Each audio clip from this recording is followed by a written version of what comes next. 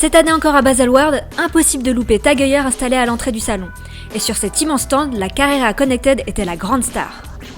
Un an après notre interview avec Jean-Claude Biver, président de Tag Heuer, nous avons donc voulu faire le point sur le succès de cette montre connectée et les projets de la marque en la matière. Alors, on s'était rencontrés l'année dernière pour l'annonce de votre partenariat avec Google et Intel. Depuis, la Carrera Connected a été lancée. Alors, vous en avez vendu combien à l'heure qu'il est ? On a vendu la première production qui était de 20 000 pièces. On pensait les vendre en une année, on les a vendus en 2 mois. Maintenant, on est content, oui, mais maintenant, on a un problème de riche, c'est-à-dire on n'a plus de pièces à vendre.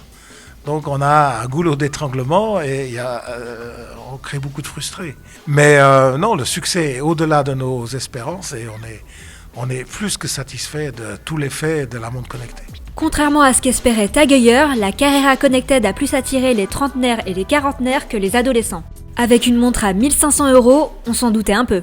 C'est vrai que c'est la montre connectée la plus chère du marché, avec Hermès, je crois, qui coûte aussi 1 500. Donc on est quand même dans le très très très haut de gamme pour la montre connectée. Est-ce que vous êtes satisfait du design de la Carrera Connected ou est-ce que vous avez dû faire des concessions ?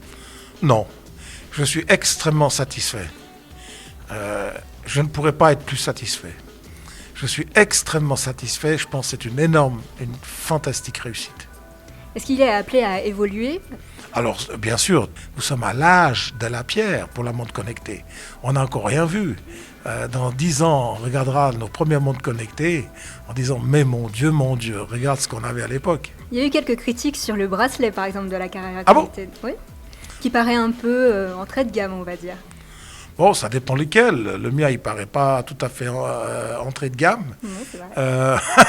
Parce qu'on a plusieurs bracelets. On a des bracelets en caoutchouc. Je pense que les gens disaient que le bracelet caoutchouc est fait entrée de gamme. Mais on a aussi des bracelets en cuir. Donc vous pouvez choisir au moment de l'achat si vous voulez ce bracelet ou si vous voulez un bracelet en caoutchouc ou un bracelet même métallique. On a des bracelets métal. Donc c'est un choix. Est-ce qu'il va y avoir un modèle féminin ? Non, parce que la femme, elle a besoin d'une certaine dimension pour lire. Et donc, il y aura peut-être des modèles unisexes. Donc, ça ne sert à rien de donner aux femmes un modèle qui est petit mais illisible. Est-ce que vous avez d'autres projets dans les domaines des montres connectées ? Ah ben, on a des projets pour 2017, on a des projets pour 2018. C'est une ligne où nous souhaitons avoir beaucoup de variations. C'est une ligne où nous voulons introduire beaucoup de choix de matières.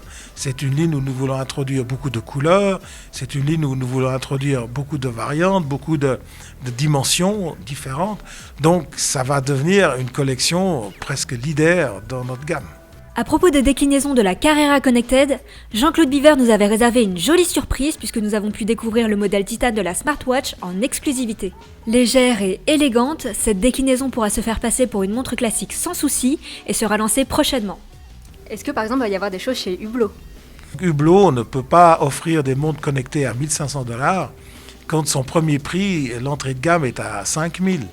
Donc la seule chose qu'Hublot peut faire, c'est créer un accessoire connecté, par exemple un bracelet qui se détache, qui peut être facilement interchangeable. Et à ce moment-là, Hublot garde son boîtier et son mouvement intact et on peut y appondre un bracelet connecté. Alors ça, oui. Et chez d'autres marques du groupe LVMH ? Même chose. Alors, Louis Vuitton peut faire une montre connectée, Dior peut faire une montre connectée. Mais là, c'est compatible. Mais pour Hublot, c'est incompatible.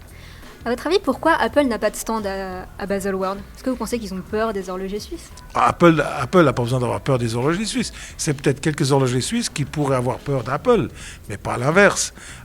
Mais d'un autre côté, Apple est tellement puissant et tellement connu, que voulez-vous qu'ils viennent faire ici ? Apple ne va pas dans des foires de la techno, de l'électronique. Pourquoi viendrait-il à une foire de l'horlogerie ? Est-ce que vous pensez que vous avez pris une grosse avance par rapport aux autres horlogers suisses sur la montre connectée ? Pour l'instant, je dis, nous sommes en avance. Nous sommes en avance par manque de concurrents. Et moi, tout ce que je sais, c'est qu'on n'est jamais, nous, assez rapide. C'est qu'on n'est jamais, nous, assez créatifs. Qu'on n'est jamais assez innovatif. Et qu'on ne prend jamais assez de risques. Donc je ne suis satisfait que de mon doute. Les Tibétains disent, quand tu es arrivé au sommet de la montagne, continue de grimper. Avec les vaches, pour faire l'INALP. Ouais, avec les vaches ou avec qui vous voulez, mais continuez de grimper. Donc vous voyez, le doute, c'est l'ennemi et l'ami. Ok, bah merci beaucoup. Merci. À l'année prochaine pour un modèle unisexe. Oui, unisexe, Ça exact. marche. Legends are forever. Mac forever. Et legends are forever.